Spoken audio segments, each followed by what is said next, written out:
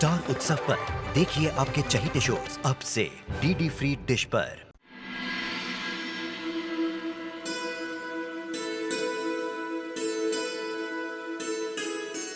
कृष्ण को भूखा छोड़कर भला मैं भोजन कैसे कर सकती हूँ? मेरे बिना भोजन भी नहीं कर पा रही राधे। मुझसे कितना अधिक प्रेम करती हो तुम।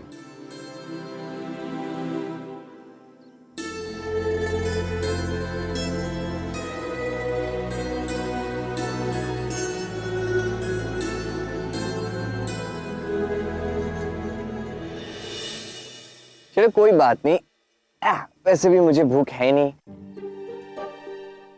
मैं केवल जल पी लूंगा। हाँ, मुझे भी केवल प्यास ही लगी है।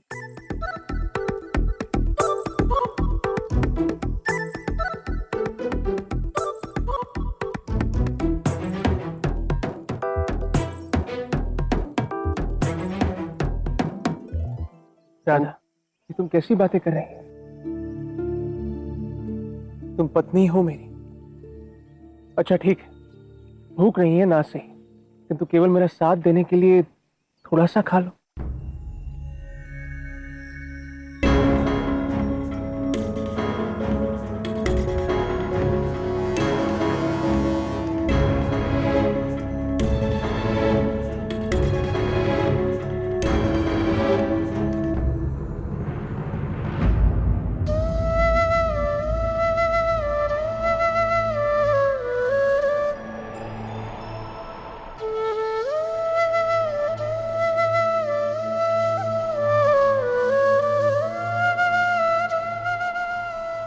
लगता है मेरे बिना तुम कुछ खा नहीं पाओगी। अब मुझे ही कुछ करना होगा।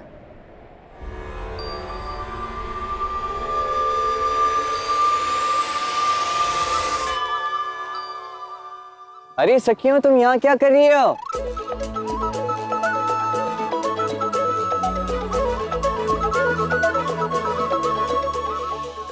कृष्ण, तुम यहाँ कैसे? तुम्हें अनुमान भी नहीं है तुम्हें यहाँ देखकर हम सब कितने प्रसन्न हैं। हाँ सखी, तो मैं भी हूँ। क्षमा कीजिएगा, किंतु इस घने वन में अचानक आप कन्याएं कहाँ से आई? अरे पास में ही मेरा नैनीहाल है, तो मैं बालपन से इनके साथ खेलते आया हूँ। ये वहीं की गोपियां हैं, बालपन से इन्हें तंग करते आया हूँ। आज इतने वर्षों पश्चात मिली नहीं। कितना सुंदर संयोग है कान्हा, हम अचानक से तुमसे मिली और हमारे पास तुम्हारा ही प्रिय भोजन है। खाओगे? क्या बात कर रहे हो? कौन सा प्रिय भोजन? माखन और खीर। अरे वाह, ये तो बहुत अच्छी बात है। बैठो बैठो बैठो।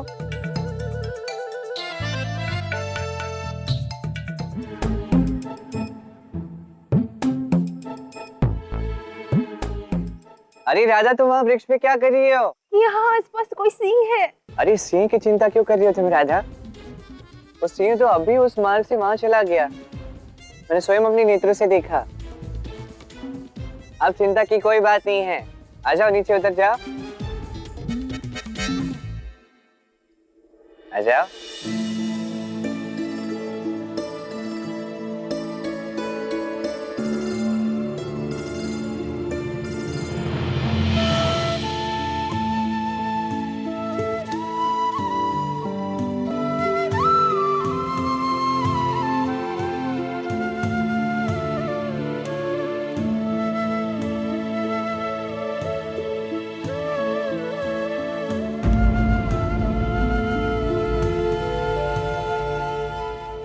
अरे अरे, क्या हुआ?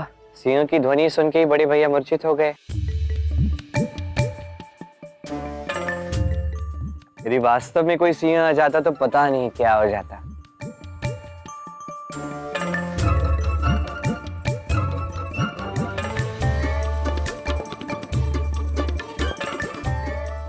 अयन, उठो अयन। शांत कितने अच्छे लगते हैं, वाह। अच्छा, जब तक बड़े भैया की मूर्छा नहीं टूटती हम वैसे भी कहीं जा नहीं पाएंगे, है ना?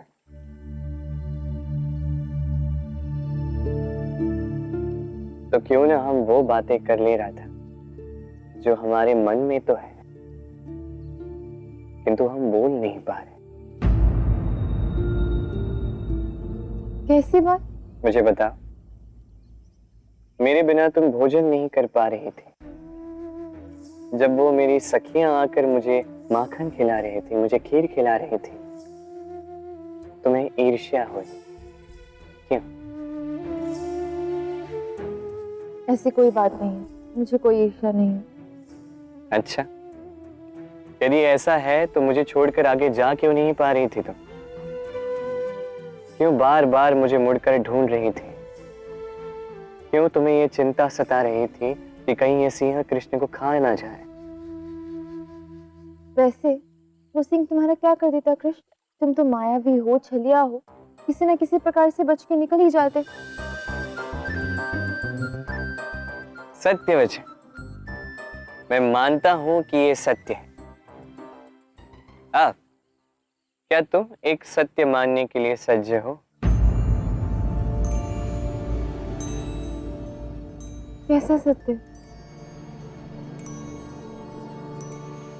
कि तुम अब भी मुझसे प्रेम करती हो राधा।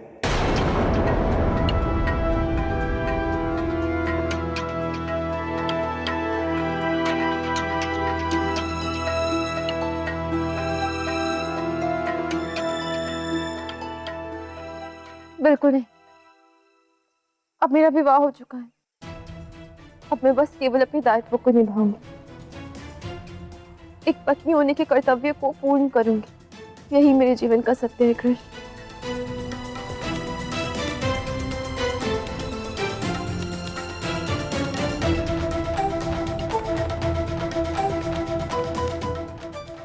देखो राधा, मैं तुम्हें अपने दायित्वों से पीछे हटने के लिए नहीं कह रहा, ना तुम्हें अपने पति से दूर रहने के लिए कह रहा हूं, कदापि नहीं। तुम अपना पत्नी धर्म निभाओ और पूरी निष्ठा के साथ निभाओ। मैं बस तुम्हें सत्य स्वीकारने के लिए कह रहा हूं। निसंदेह तुम एक विवाह के बंधन में बंध चुकी हो, किंतु राधा हमारा ये प्रेम संसार के किसी भी संबंध से, संसार के किसी भी बंधन से ऊपर है। ये सत्य है और सत्य को स्वीकार करने में संकोच कैसा रहता? इसमें कुछ भी अनुचित नहीं है। अनुचित है, पूर्णतः अनुचित है। तुम और तुम्हारे तर्क मुझे बिल्कुल समझ में नहीं आते। मैं केवल ये जानती हूँ कि मुझे एक साधारण जीवन व्यतीत करना है। ऐसी बातों से इसे जटिल मत बनाओ। तुम भी जानती हो सत्य क्या है। जो तुम्हारे मन में है वही मेरी वाणी में है।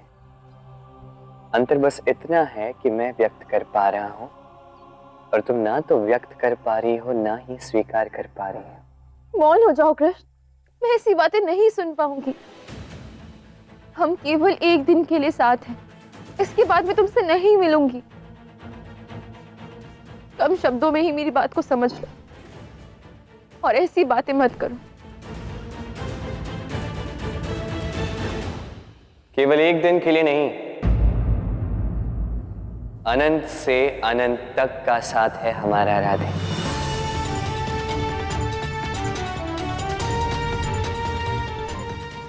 और ये तुम शीघ्र ही समझोगे।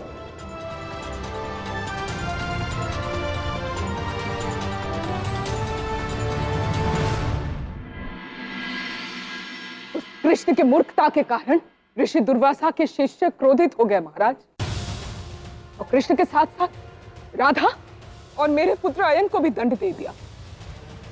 दंड भुगतने के लिए कदम वन के मार्ग से वो लोग दुर्वासा आश्रम जा रहे हैं महाराज। अद्भुत। अर्थात अब उस कृष्ण को मारने के लिए मुझे कुछ करना ही नहीं पड़ेगा। ऋषि दुर्वासा का क्रोध विश्व विख्यात है। जब वो कृष्ण स्वयं ही ऋषि दुर्वासा के पास जा रहा है, तो क्यों ना मैं इस स्वर्णिम अवसर का लाभ उठाऊं परंतु ऐसा कैसे होगा महाराज?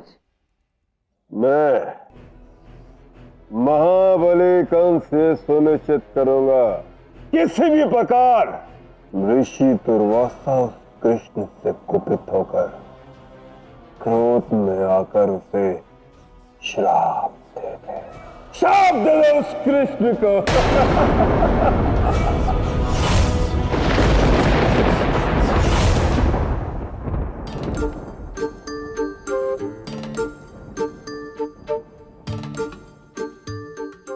हे नारायण, हे लक्ष्मी। बड़े भैया तो भय से ऐसे मूर्छित हो गए जैसे इनकी मूर्छा कभी टूटी ही नहीं। मैं जानती हूँ कृष्ण कि तुम्हें बहुत कष्ट हो रहा होगा। बैलगाड़ी लानी पड़ी, अयन को उठाना पड़ा। कहने का तात्पर्य ये कि विवाह के पश्चात भी तुम्हारा ये बोझ मैं ही उठा रहा हूँ, है ना? बस एक ही दिन का कष्ट है कृष्ण। उसके उपरांत कल जैसे ही हमारा दंड पूर्ण होगा हम नहीं मिलेंगे।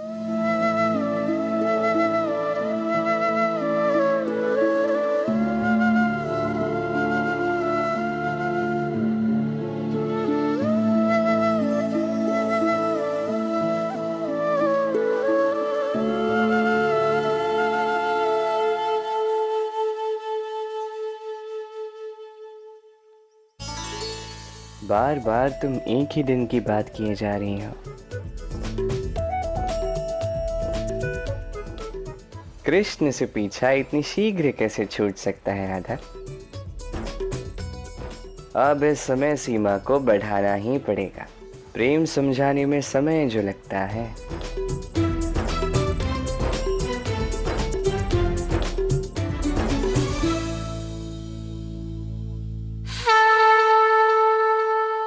ओम नमः शिवाय।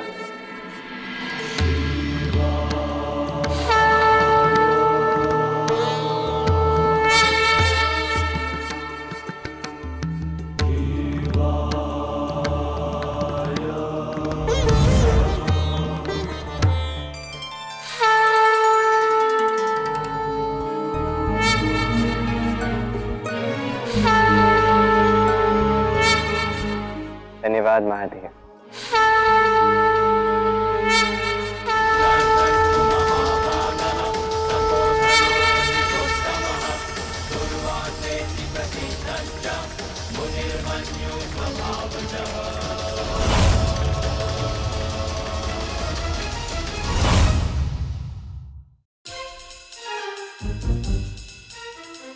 अरे कोई है?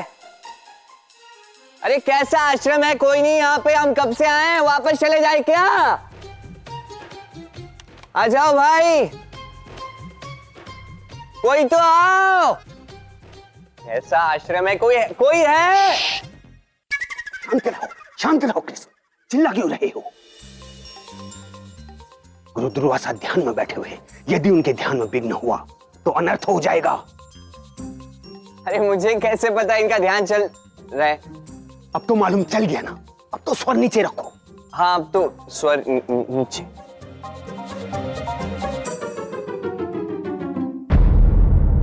तुम तो 3 लोग थे। अब मेरे पति बैलगाड़ी में मूर्छित पड़े हैं।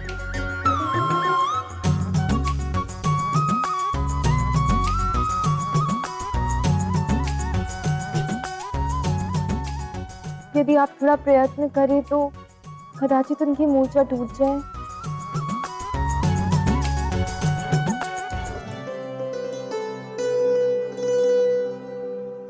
अरे नहीं, भयभीत होने की कोई आवश्यकता नहीं है बड़े भैया। वो सिंह चला गया।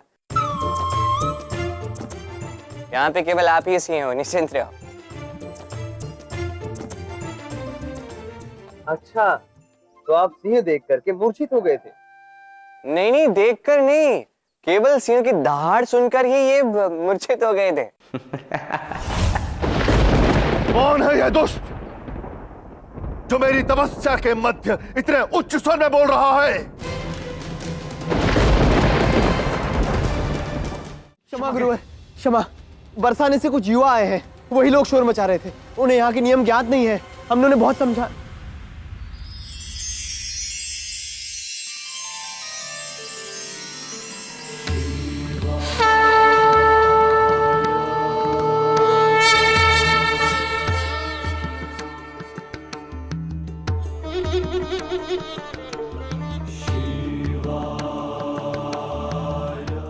यह कैसी अद्भुत अनुभूति हो रही है मुझे।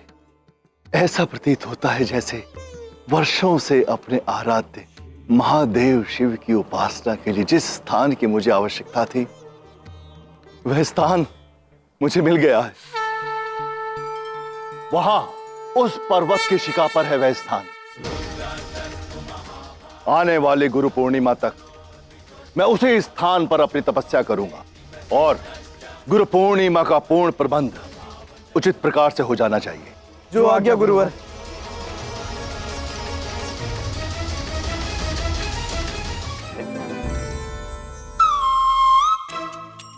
मैं मंद बुद्धि हूँ राधा।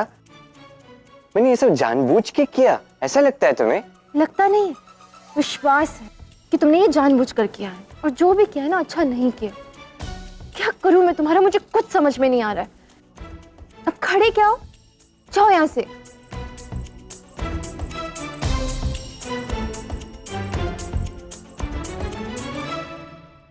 कृष्ण,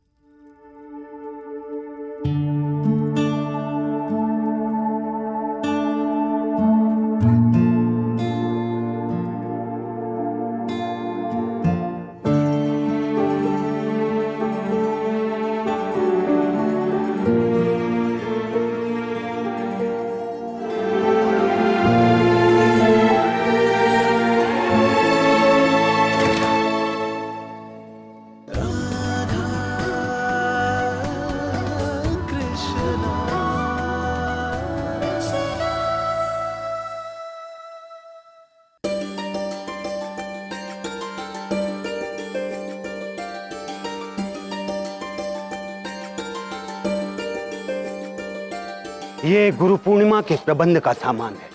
अब गुरु पूर्णिमा के दिवस पर हमारे गुरु दुर्वासा की सदोपचार विधि से महापूजा आरंभ होगी, जिसके सारे प्रबंध अब आरंभ होंगे। सदोपचार विधि के सारे प्रबंध अब इन तीनों को करने होंगे।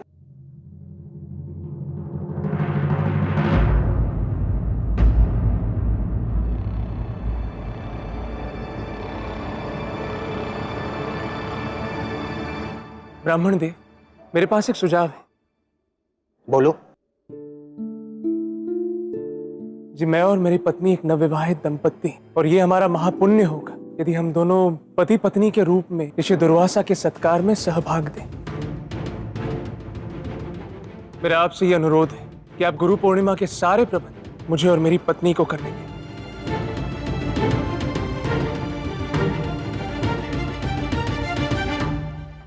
और आप कृपया कृष्ण को कोई और दायित्व सौंप दें।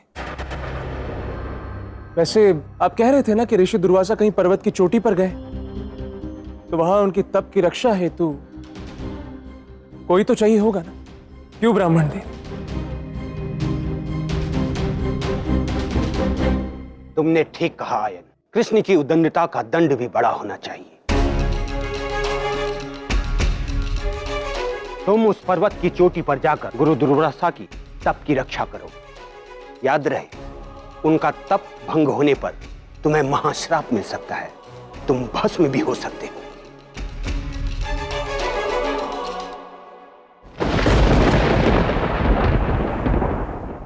जैसी आपकी आज्ञा ब्राह्मण देव।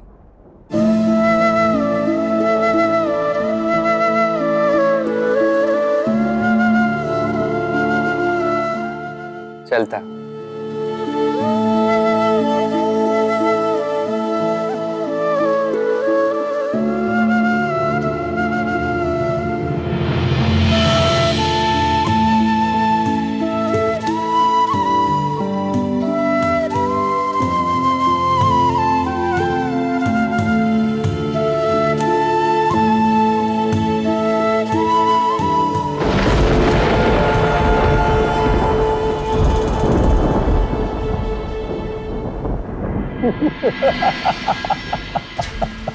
असुर, अच्छा हुआ जो तुम्हें कंस की योजना का संदेश रात को ही अयन तक पहुंचा दिया।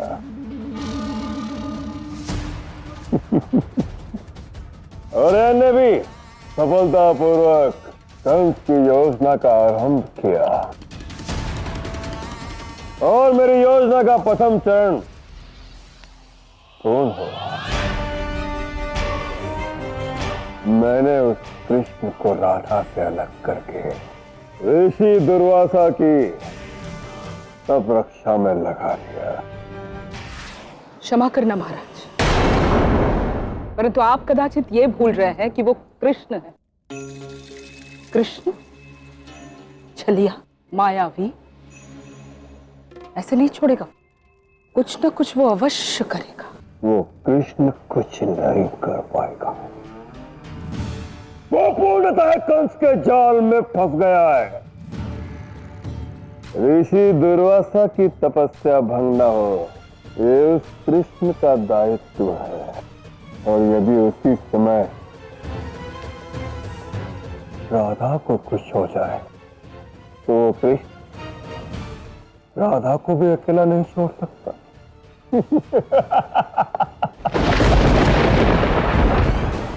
एक और उसका कर्म और दूसरी ओर राधा के प्रति उसका धर्म।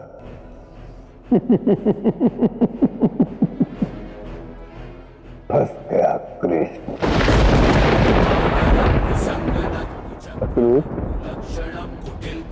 ये सब देखकर मुझे मुझे मुझे बड़ा आनंद आएगा कि वो कृष्ण करेगा तो करेगा क्या? धर्म या कर्म, किसे चुनेगा वो मायावी कृष्ण? किसे चुनेगा?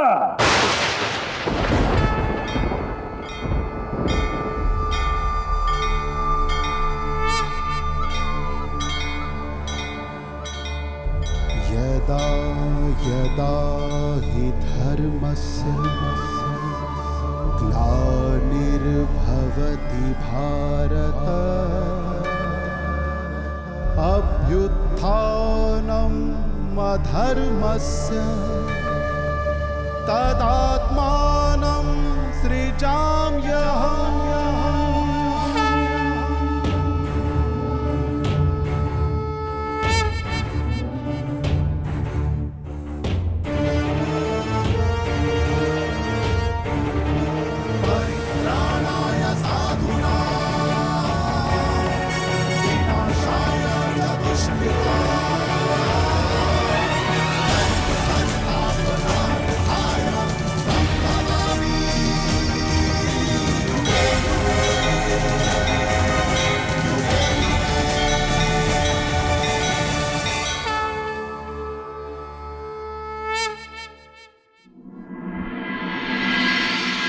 हे प्रभु, हे नारायण, मेरा प्रणाम स्वीकार कीजिए।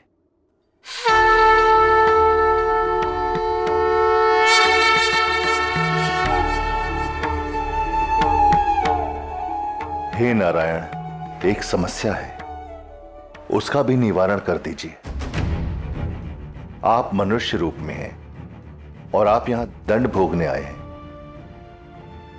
कल प्रातः से मेरी गुरु पूर्णिमा की तपस्या आरंभ हो रही है। आपको मेरी तपस्या में किसी भी प्रकार का विघ्न होने से रोकना है।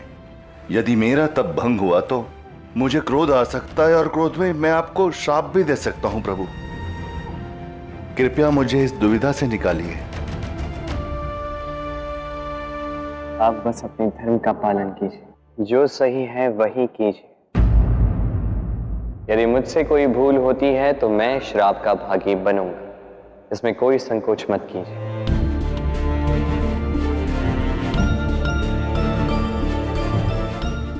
ऋषिवर, आपके तप की रक्षा का दायित्व आरंभ करने से पूर्व मुझे एक अत्यंत महत्वपूर्ण कार्य करने जाना है।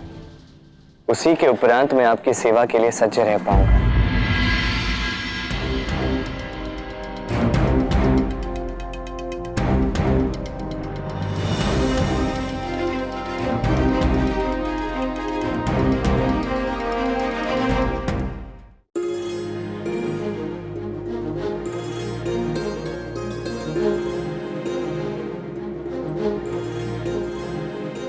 राधा, तुमने तो उत्तम प्रकार से संपूर्ण आश्रम स्वच्छ कर दिया है।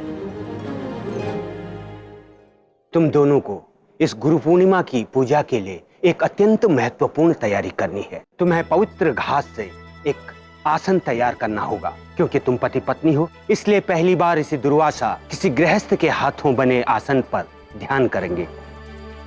इसलिए पति पत्नी के नाते से नहीं, अपनी परिशुद्ध प्रेम भाव से इस आसन को बनाना होगा।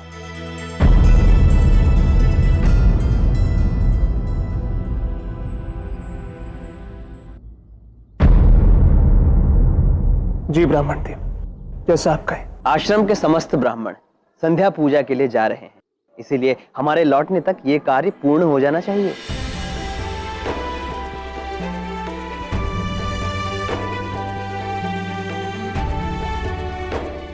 राधा, तुम यहीं रुको, मैं कुशा घास लेकर आता हूं।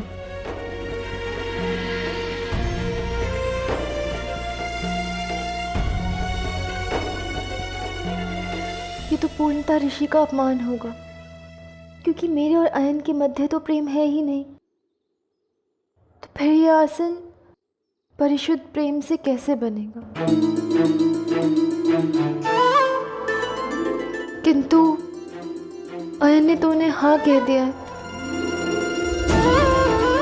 अब यदि मना किया तो कहीं हमें श्राप ना मिल जाए। हे नारायण, ये कैसे धर्म संकट में डाल दिया। परिशुद्ध प्रेम से ये आसन तो बनेगा, किंतु अयन नहीं, राधा कृष्ण बनाएंगे इसे।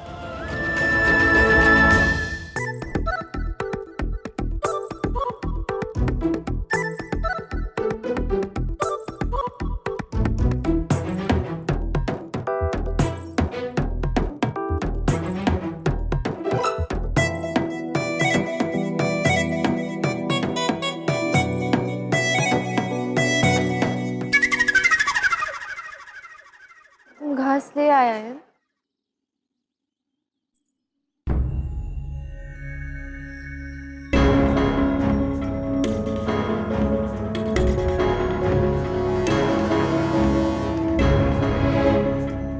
यार कहाँ चला गया?